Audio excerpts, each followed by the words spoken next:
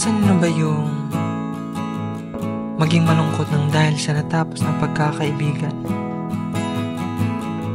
Nang masakit pa doon, natapos ito ng hindi sa masamang rason. Walang away, walang sakitan, kundi bigla lang natapos ng walang dahilan. Nakakalungkot.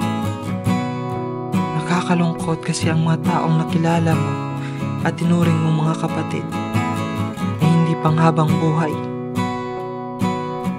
Nagkakilala kayo sa hindi nasahang panahon, pero nasa tamang pagkakataon.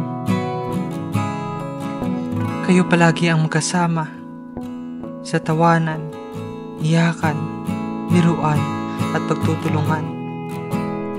Pero habang tumatagal, mas napapansin mong parang may nagbago. Parang may nag-iba, na parang unti-unti nang lumalabo at mukhang magtatapos na. Pero hindi sa masamang rason, kundi dahil unti-unti nang nag-iiba ang mga bagay na gusto. Dala na rin ang responsibilidad sa buhay. Oo, masakit. Pero maintindihan mo rin naman. Dahil kahit ikaw, ay dama mo rin naman na iba na rin ang iyong gusto,